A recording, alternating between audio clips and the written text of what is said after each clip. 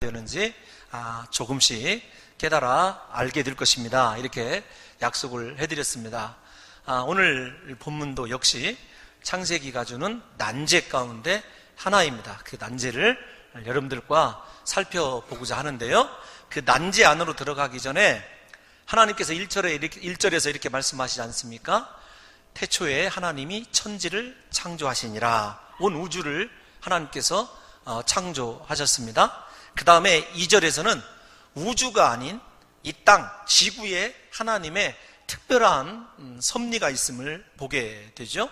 땅이 혼돈하고 공허하며 흑암이 깊음 위에 있고 하나님의 신이 수면 위에 운행하시니라. 여러분, 땅이 이 땅 지구를 가리키는 것 아니겠습니까? 땅의 모습이 어땠냐면 형체가 없었습니다. 비어 있었습니다.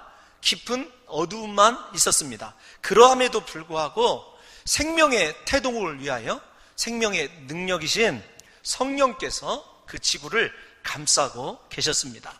그 지구를 감싸는 성부 하나님, 하나님의 창조와 성령 하나님의 감싸심과 오늘은 하나님이 이제 구체적으로 땅 위에 하나님께서 두시고자 하시는 온갖 생물들, 그리고 그 생물들에게 필요한 빛을 공급해 주는 장면을 살펴보려고 그래요.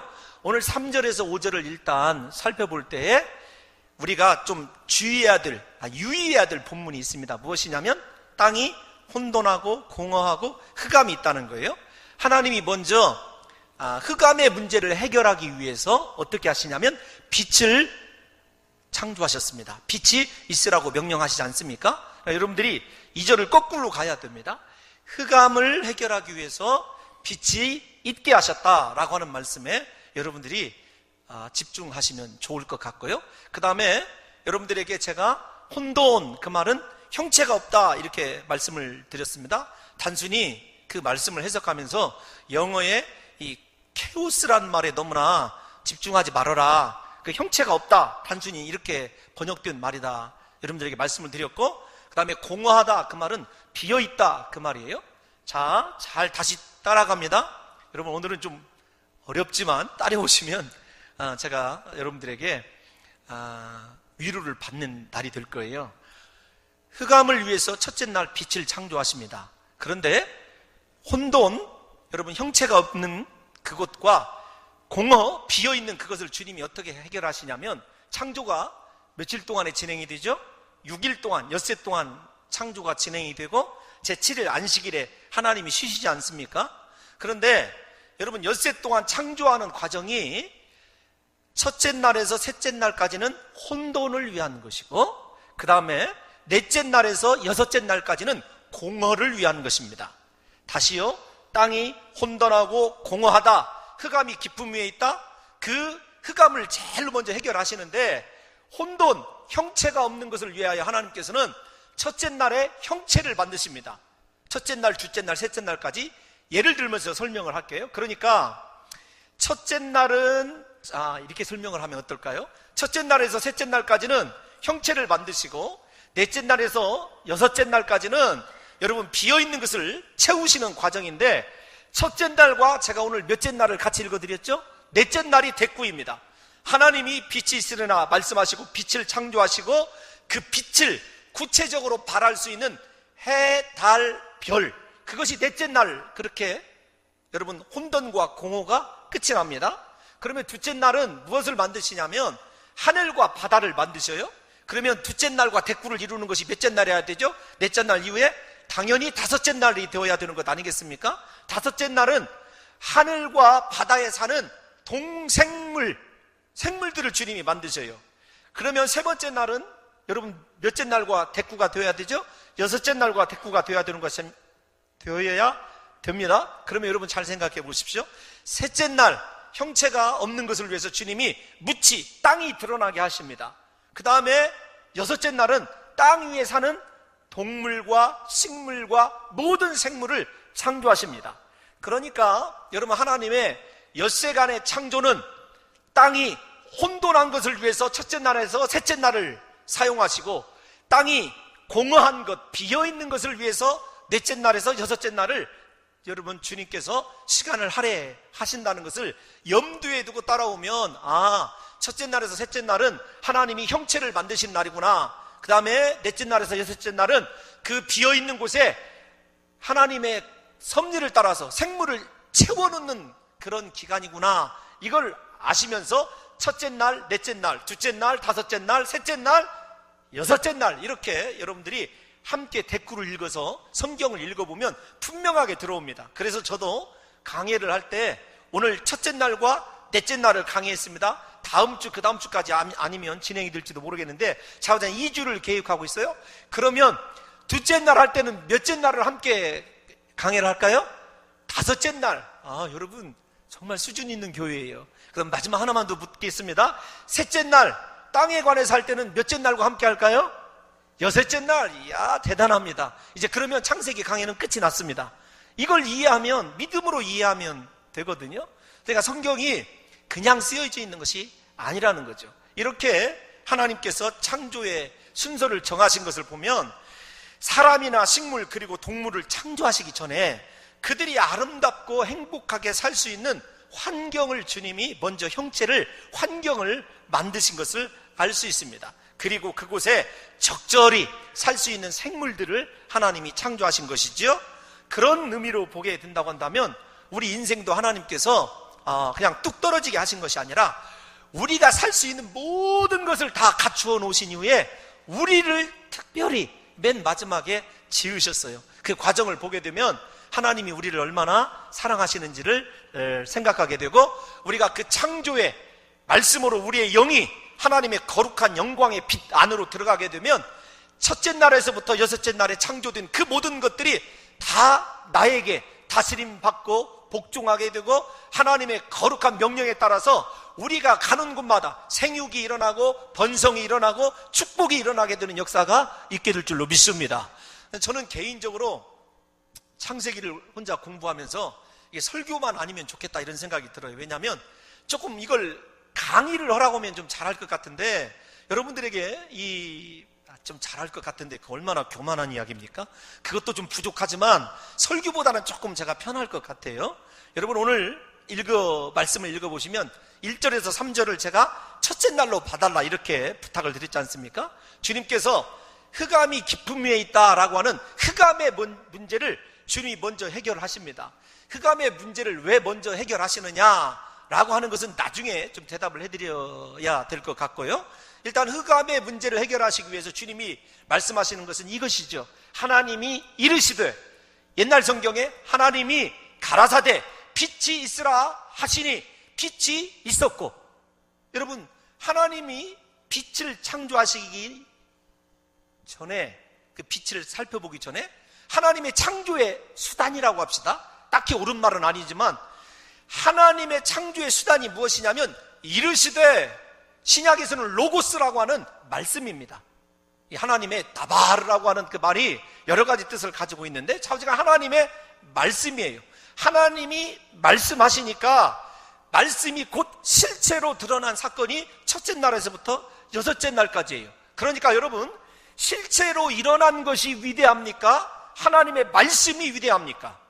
우리 사랑하는 성도 여러분들은요, 하나님의 말씀의 위대함을 아셔야 돼요. 여러분, 하나님이 말씀으로 천지를 창조하셨다고 한다면 오늘 우리에게 주신 66권 그 안에 하나님의 창조의 능력이 있어요. 어떤 성도가 영적인 강자냐면, 저 개인적으로도 신비한 체험을 참 많이 합니다만, 체험을 많이 하는 성도보다도 하나님의 말씀에 대한 확신을 가지고 살아가는 사람이 영적인 강자이고, 그 말씀을 확신하면서 나오는 말씀이 모든 것을 이루시는 능력을 체험하는 사람이 여러분 최고로 하나님께 축복받은 사람인 줄로 믿습니다. 다시요, 하나님이 천지를 무엇으로 창조하셨습니까? 말씀으로 창조하셨다는 것입니다. 빛이 있으라 하시니 빛이 있었습니다. 하늘이 생겨라 하면 하늘이 있었습니다. 위에 궁창과 아래 궁창이 나뉘라 하면 나뉘었습니다. 하늘에 해와 달과 별이 있으라 하면 별이 있었어요. 하나님의 말씀이 곧 실체예요. 여러분, 이 하나님의 말씀이 실체라고 하는 것을 누가 잘 깨닫고 있었냐면, 이 창세기를 제가 강의할 때 한 번만 더 따라서 하겠습니다. 창세기를 보려면 출애굽기의 시각으로 봐라. 왜 그렇죠? 창세기는 출애굽한 이스라엘 백성들에게 준 하나님의 말씀이기 때문에 우리는 지금 하나님이 말씀으로 천지를 창조하셨다, 말씀대로 이루어졌다, 말씀이 실체이고 말씀이 능력이고 말씀이 생명이다, 이 말이 믿어야 한다고 하는 부담감으로 다가올지 모르겠지만 출애굽한 이스라엘 백성들은 그렇지 않았어요. 이미 그들은 사전 학습을 했어요. 어떻게 학습을 했냐면, 모세가 내일 아침이면 나일강이 피로 변할 것이다. 하나님께서 모세를 통하여 말씀하신 대로 나일 강물이 어떻게 변했죠? 피로 변했습니다. 예를 들면 내일이면 개구리가 온 강에서 올라와서 너희 집안에 가득하리라. 하나님의 말씀대로 이루어졌어요. 이스라엘 백성들이 10개의 재앙을 통해서 깨달은 것이 무엇이냐? 하나님이 말씀하시는 것은 그대로 이루어지는구나, 변개함이 없구나, 확실하구나. 이스라엘 백성들은 알고 있었기 때문에 그것을 경험한 사람들이 하나님이 말씀하시니 빛이 있었구나, 그것은 그냥 피부로 와 닿는 거거든요. 우리처럼 좀 잘못 표현한 건지 모르지만 믿어야 된다는 부담 이전에 그런 적이 있었어. 하나님의 말씀이 그렇게 능력이 있었어. 개구리가 올라오고 이들이 득실거리고 파리가 올라오게 되고 흑암이 가득하게 되고 우박이 떨어지게 되고 메뚜기 떼가 날뛰게 되고 장자가 죽는 역사가 있었어. 하나님이 일하시기 전에 왜 말씀하셨는지, 여러분 예수 그리스도도 마찬가지입니다. 병자들을 고치시고 그들을 치유하실 때 무엇을 먼저 주셨냐면 말씀을 먼저 주셨어요. 말씀을 통해서 믿음을 유발시키고 그 믿음을 통해서 그들에게 창조의 능력으로 그들을 회복시키고 고쳐주셨다는 것을 우리가 잘 알고 있지 않습니까? 그래서 주님의 가르치시고가 얼마나 중요한 말인지 몰라요. 여러분, 이런 입장에서 하나님의 말씀이 능력이 된다는 사실을 우리 사랑하는 성도 여러분들이 깨달으신다고 한다면 우리 봉동중앙교회는요, 영원토록 하나님의 말씀만을 붙드는 귀한 교회가 될 줄로 믿습니다. 여러분, 하나님의 말씀을 묵상하십시오. 하나님의 말씀을 붙잡고 큐티하십시오. 제가 제자훈련과 사역훈련을 통해서 강조하는 것이 큐티거든요. 우리가요, 어느 때 인생의 어두움이 찾아오냐면 내 손에서 하나님의 말씀이 떠나면은요, 위기가 찾아옵니다. 제가 1부 때도 이런 말씀을 드렸습니다. 하나님의 말씀이 얼마나 놀라운지 몰라요. 저는 중요한 일, 인생에 제 위기가 오면 기도 시간보다도 하나님 말씀을 붙잡고 씨름을 합니다. 그러면 하나님이 말씀 가운데서 이게 너에게 주는 말씀이다라고는 감동이 와요. 제가 여러분들이 제 말이 믿어지지 않는다고 한다면 저는 이런 생각을 갖고 있어요. 성경을 읽을 때 가장 힘든 곳이 역대상, 레위기 이런 데거든요. 맨 이름 나오고, 그런데 이름 한자 한자에 집중해서 기도하고 읽다 보면 그 사람들의 생애가 막 이렇게 제 안으로 들어오는 것 같아요. 말씀이 그냥 책이 아닙니다. 이 말씀이 얼마나 신비로운 능력이 있는지, 말씀을 묵상하면 질병도 떠나가고, 말씀을 묵상하면 어두움도 물러가고, 말씀을 묵상하고 말씀을 붙잡고 소리치면 더러운 마귀의 저주도 끊어지는 줄로 믿습니다. 저는 성경 66권을 하나님의 살아계신 말씀, 그 말씀으로 믿어요. 저는 우리 교인들이 그렇게 말씀을 붙잡고 씨름하는 교회가 되었으면 좋겠습니다. 여러분, 말씀을 붙잡고 씨름하면은요, 이 말씀 안에서 살아서 역사하는 하나님의 생명의 능력이 꿈틀거리면서 우리를 바꿔놓고 변화시켜 놓거든요. 여러분들에게 제가 참 시간이 가지만 제가 경험한 두 분의 권사님이 계십니다. 한 분은 두 분 다 글을 모르시는 분인데 저에게, 목사님 하나님이라고 하는 글자 좀 써서 벽에다 붙여주세요, 그런 분이 계셨어요. 이거 실화입니다. 제가 하나님을 벽에다 이렇게 써서 크게 붙여줬습니다. 여러분, 그분이 그 다음에 목사님 색연필 좀 사다 주세요. 색연필을 사다 드렸거든요. 그분이 하나님만 이게 동그라미를 치시면서 성경을 읽었어요. 여러분들이 생각할 때 그분에게 아무런 변화가 일어나지 않았을 거라고 생각이 들지 모르겠지만, 그분이 성경을 그렇게 하나님을 찾고 끝내는 순간 글이 눈이 떠졌어요. 나머지 글자도 읽게 되었을 뿐만 아니라 더욱더 간증은 그분이 기도하는 문제가 해결이 됐어요. 여러분, 제가 알고 있는 우리 교회에 와서도 성경을 그렇게 읽으신 분이 문제를 해결받으시고 지금은 너무도 기쁘셔가지고 저한테 전화를 하십니다. 목사님, 이제 우체국에 가서 다른 사람에게 주소 써달라고 부탁하지 않아도 되는 것이 인생의 행복입니다. 내가 지금 내 나이 85세인데 인생의 행복을 지금 깨닫습니다. 무엇 때문에요? 말씀에 집중하고 말씀을 읽으시다가. 여러분, 제가 다시 한번 우리 장로님들은 제 신앙의 삶을 조금이라도 아시는데, 저는 교회가 위기든지 개인적인 인생에 위기가 오면 말씀을 붙들고 말씀을 묵상합니다. 어떤 성도들이 제일로 귀한 성도들이냐면, 하나님의 말씀 쪽성경을 들고 다니면서 하나님의 말씀을 손에서 놓지 않는 성도가 여러분 복 있는 성도이고, 우리가 어느 때 시험에 드는 줄 아십니까? 물론 기도가 끊어져도 시험에 듭니다. 그런데 하나님의 말씀을 하루라도 묵상하지 않고 말씀을 읽지 않는 성도에게서 여러분 이상한 일들이 일어나요. 제발 말씀으로 돌아가시기를 예수님의 이름으로 축원합니다. 말씀을 붙잡고 선포하십시오. 여러분 가정에 문제가 생깁니까? 말씀을 소리내서 낭송해 보십시오. 정말로 신비한 일들이 일어나요. 제가 질문을 받았습니다. 목사님, 성경을 읽고 싶은데요, 이해가 안 가요. 여러분, 성경은 이해가라고 읽는 것이 아니라 감동되라고 읽어요. 아무 내용 몰라도 괜찮습니다. 읽어보십시오. 그러면 그 말씀 속에 기록되어 있는 예수 그리스도의 능력이 여러분의 삶 속에 무엇으로 온다고요? 이해가 아니라 감동으로 역사하게 되는 줄로 믿습니다. 여러분, 천지를 말씀으로 창조하셨다고 한다면요, 그 말씀은 지금도 살아있습니다. 그 지금도 생명의 능력을 가지고 있고 창조의 능력을 가지고 있습니다. 우리 봉동중앙교회가 온 성도들이 이번 한 주 기도하시면서 손에서 하나님의 말씀이 떠나지 않는 귀한 역사가 있으심으로 말미암아 말씀에서 나타나는 생명의 능력, 창조의 능력이 이번 한 주간 동안에 우리 성도들의 모든 문제를 다 풀어놓는 역사가 있으시기를 예수님의 이름으로 축원합니다. 그러면 왜 말씀으로 천지를 창조하셨느냐?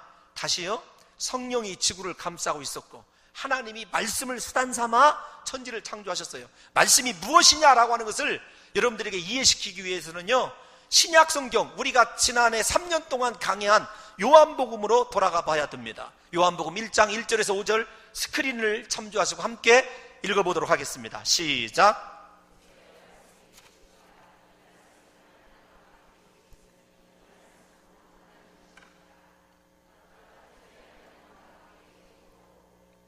만물이 그로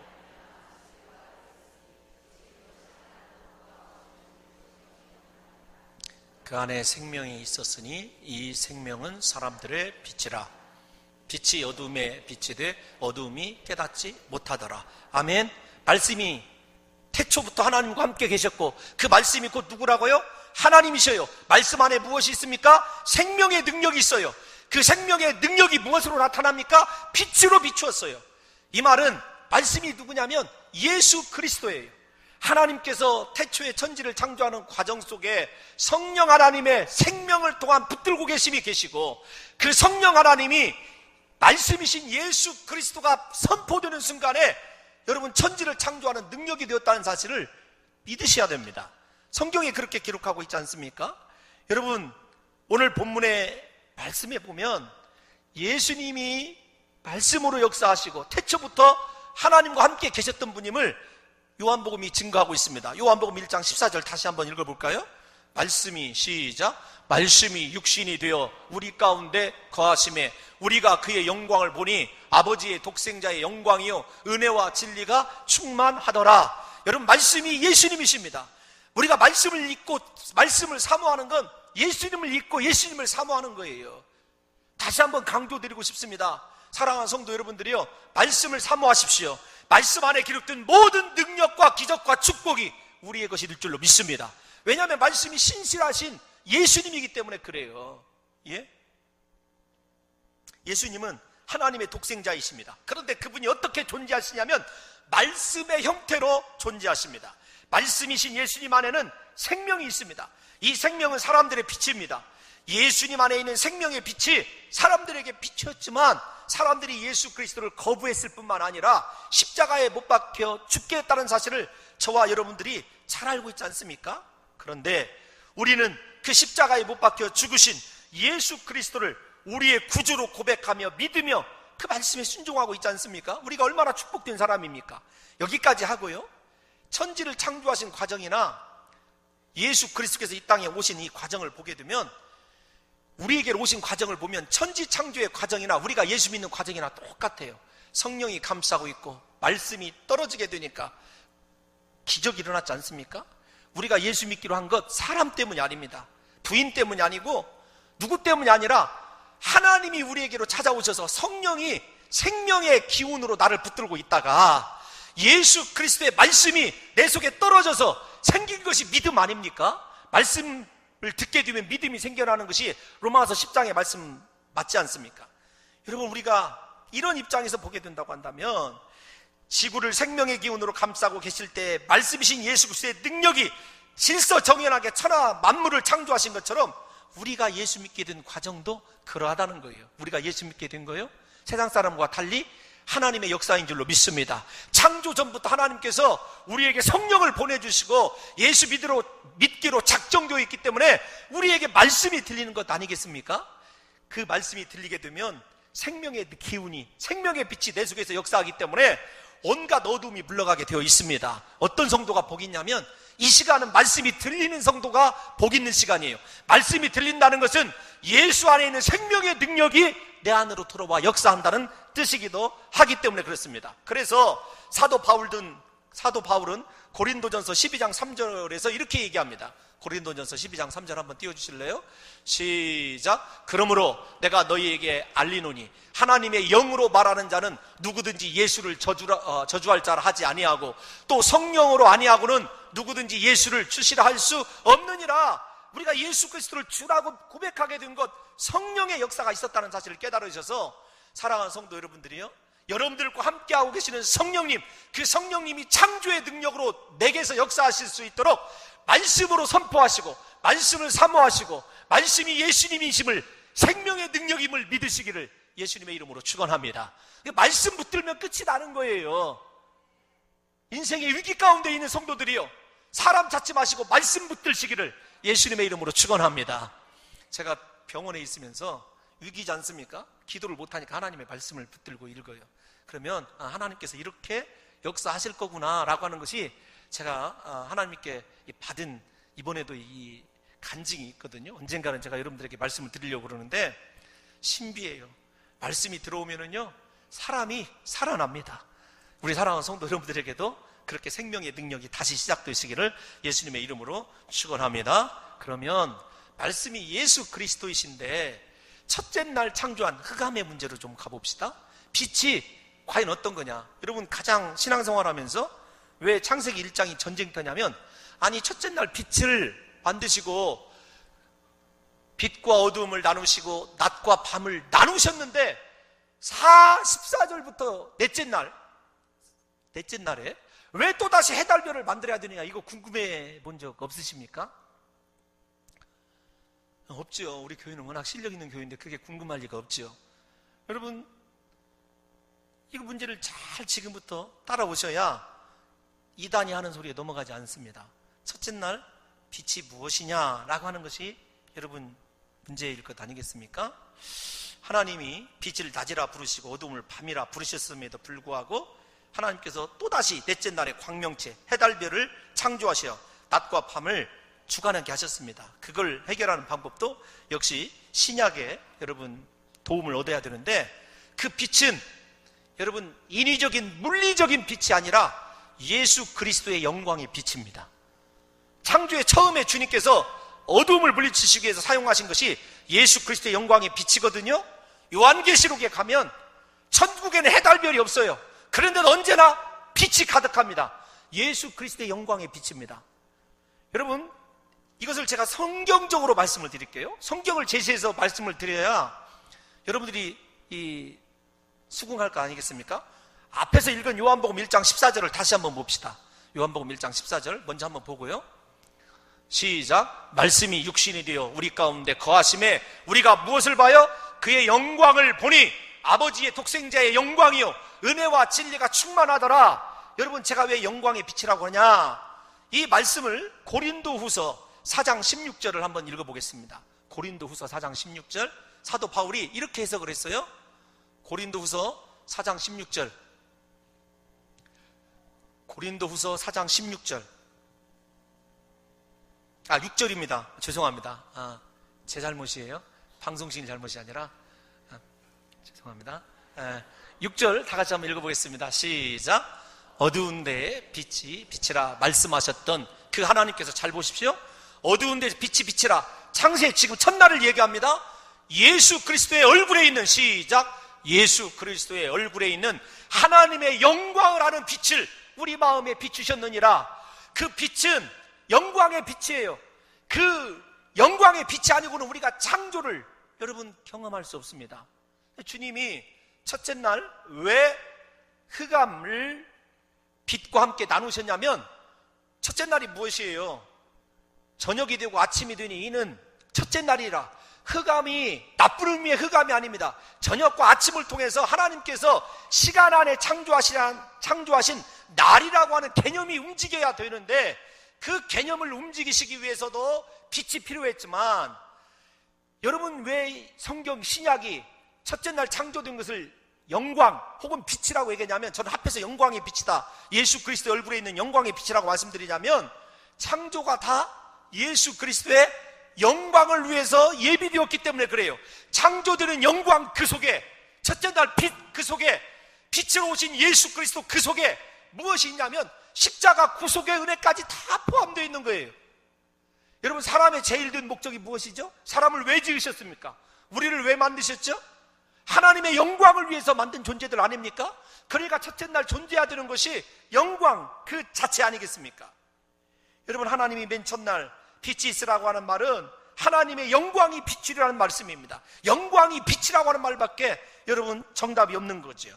창조의 목적이 하나님께 영광임을 다시 한번 생각해 보십시오. 그러나 이 넷째 날 창조된 빛, 태양, 달, 별들은요 발광체들이에요. 근본적으로 다른 것입니다. 이들은 물질이에요. 굳이 설명하자면 이러한 발광체들의 근원 되시는 빛이 맨 처음부터 존재했다는 것이에요. 그러니까 해달별이 아니고도 빛이 있습니다. 해달별이 아니고도 빛이 있어요. 여러분들은 이거 홍 목사 설교를 심각하게 받아들이지만 이스라엘 백성들은 경험을 했어요. 해달별 외에 또 다른 근본적인 빛이 있다는 것을 이스라엘 백성들은 경험을 했습니다. 여러분, 출애굽기 10장 21절에서 23절을 함께 읽어봅시다. 시작. 여호와께서 모세에게 이르시되 하늘을 향하여 내 손을 내밀어 애굽 땅 위에 흑암이 있게 하라. 곧 더듬을 만한 흑암이리라.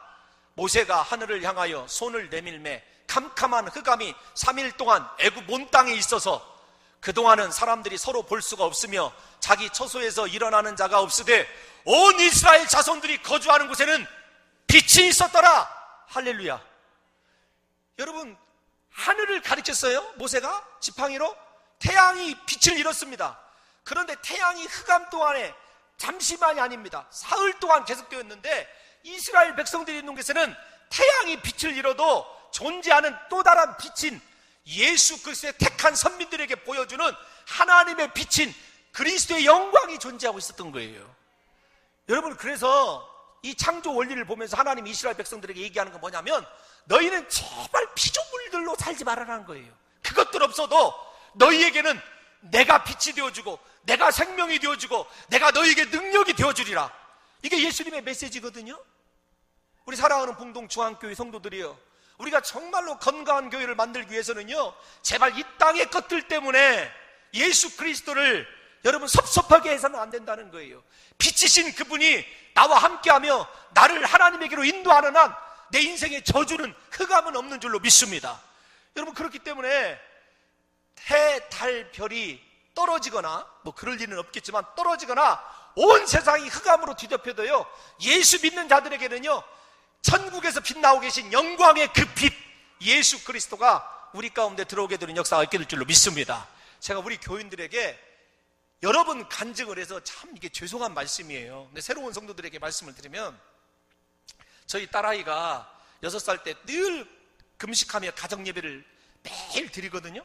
근데 이게 금식하고 가정예배를 드리고 가면 천국을 갔다 왔다고 저한테 막 얘기를 합니다. 아빠, 노아 방주가 이렇게 되어 있는데 이렇게 가르치는 선생님이 있었거든요. 미세스 밀러라고 하는 선생님이 있었는데 그 선생님이 잘못 가르쳤어. 노아 방주는 이거야. 그래서 제가 맨 처음에는 의심을 했어요. 근데 나중에 가보니까 애가 요한계시록에 있는 이야기를 너무도 정확하게 이야기를 하는 거예요. 근데 어느 날 예수님과 놀고 왔대요. 이제 아침에 일어나서 기분이 좋아서 왜 그러냐 그랬더니, 어젯밤에는 내가 예수님과 놀고 왔어. 예수님 어떻게 생겼대? 만약에 얼굴이 나오거나 그러면 제가 이제 너 지금까지 꿈꾼 거 잘못 사 이렇게 얘기하려고 그랬는데, 예수 그리스도의 얼굴은 볼 수가 없어. 왜 그러냐 그랬더니 온통 하얀 빛으로 가득해. 그러면서 그 녀석이 어떻게 표현하냐면 too bright해서 볼 수가 없어. 너무도 성경적이라는 사실을 깨닫고 제가 그 녀석이 이제 이야기하는 것을 기록하지 못한 것을 아쉬워한 적이 있거든요. 여러분 정말로 그래요. 예수 그리스도가 빛이십니다. 여러분 우리는 해달별의 징조와 세상의 풍조를 따라가야 될 자들이 아니라 생명의 빛이 되시고 말씀의 능력이 되시고 이 세상이 뒤집어져도 나에게 빛으로 영원토록 함께 하실 예수 그리스도만 붙드시는 사랑하는 성도들이 되시기를 예수님의 이름으로 축원합니다. 다시 강조합니다. 우리는 세상의 물질적인 빛으로 사는 존재가 아니라는 사실을 아셔야 됩니다. 그런데 그러면 예수님만 세상의 빛이시냐? 아닙니다. 예수 그리스도를 믿고 그분의 거룩에 참여한 우리에게서 나가는 것이 무엇이냐면 영광의 빛이에요. 우리가 하나님께 영광 돌리는 거요? 어떻게 하나님께 영광 돌리는 거냐면 우리가 예수 그리스도를 받아들이고 믿고 예수 그리스도의 보혈로 씻음 받으면 하나님의 영광의 빛이 우리에게서도 나갑니다. 우리도 빛이에요. 제가 이렇게 말하니까 여러분들이 의심할 것 같아서 또다시 성경으로 여러분들을 설득하고자 합니다. 마태복음 5장 7절부터 마태복음 5장 14절에서부터 16절까지만 함께 봅니다. 시작. 너희는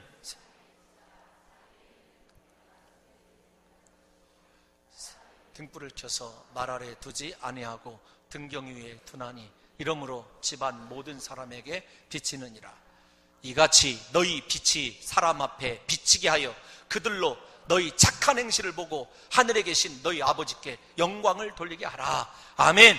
하나님의 영광의 빛을 세상에 돌려놓는 방법이 뭐냐면 빛이신 예수 그리스도가 내 속에 들어왔다면 내가 예수님 닮아야 된다니까요. 내 행실이 착한 행실이어야 됩니다.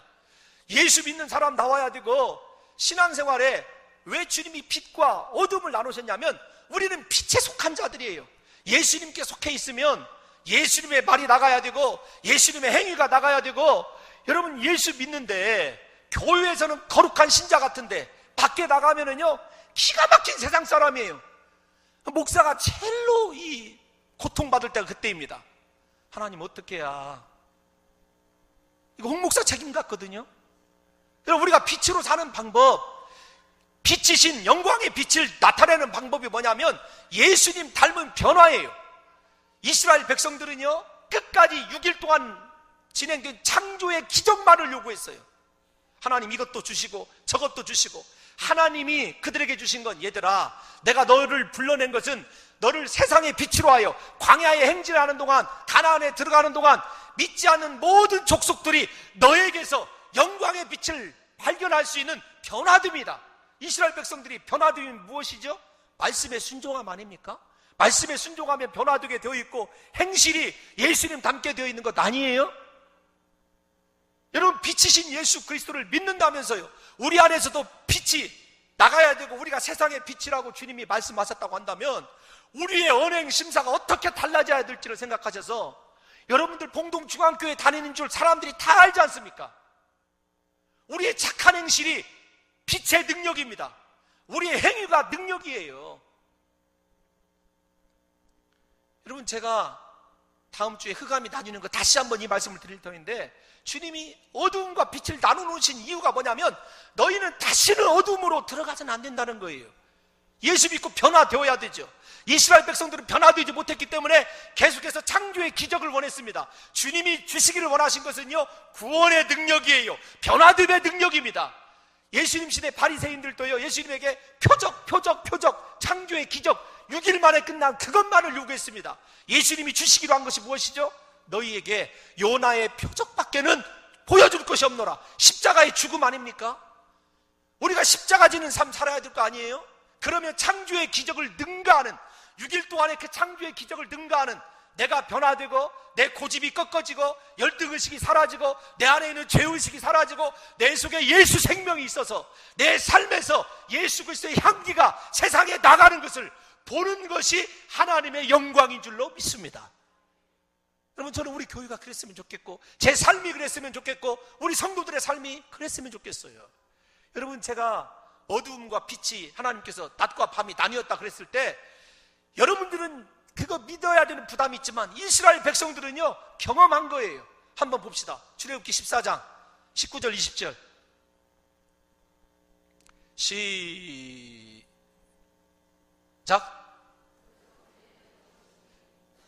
이거 아닌데 출애굽기 14장 좀 보여주십시오. 출애굽기 14장 19절에서 20절 제가 자 시작. 이스라엘 진 앞에 가던 하나님의 사자가 그들의 뒤로 옮겨가매 구름 기둥도 앞서서 그 뒤로 옮겨 애굽 진과 이스라엘 진 사이에 이르러 서니 저쪽에는 구름과 흑암이 있고 이쪽에는 밤이 밝음으로 밤새도록 저쪽이 이쪽에 가까이 못하였더라. 낮과 밤이 나뉘는 것을, 빛과 어두움이 나뉘는 것을 이스라엘 백성들을 목도했어요. 성경에 보면 하나님의 구름 기둥이 단 한 차례 뒤돌아간 적이 있습니다. 뒤로 간 적이 있어요. 후진한 적이 있어요. 저 때입니다. 이스라엘의 백성들이 위기에 빠지니까 하나님의 구름 기둥이, 여러분 이 애굽의 군대를 막고 서 있을 때 애굽에 나타나는 것이 무엇이냐면 흑암이에요. 그런데 이스라엘 백성들에게는요 빛만 있었어요. 여러분 창세기를 출애굽기 시각에서 이해하란 말이 이런 거예요. 그들은 경험해서 합니다. 그런데 주님이 그것을 왜 경험시켜줬냐, 이것이에요. 흑암에 속하 있는 자들은 멸망받고 심판받습니다. 그러나 빛에 속하여서 착한 행실인 예수 그리스도 닮음을 본받고 살아가는 자들은요 그 앞에 승리만 있습니다. 홍해바다가 갈라지는 기적만 있습니다. 주님께서 우리의 삶을 책임져 주시는 은혜만 있을 뿐이에요. 사랑하는 성도 여러분들이요, 어느 부분에 속한 자가 되시렵니까? 어두움에 속하시겠습니까? 빛에 속하시겠습니까? 오늘부터 우리 사랑하는 성도 여러분들이 빛에 속한, 예수 그리스도께 속한 자들답게 착한 행실을 통하여, 선한 행실을 통하여, 아름다운 섬김을 통하여 이 세상을 비추게 될 때 우리 재단에도, 여러분의 심령에도, 여러분의 가정에도 영원토록 예수 그리스도의 영광의 빛이 찬란하게 비추게 될 줄로 믿습니다.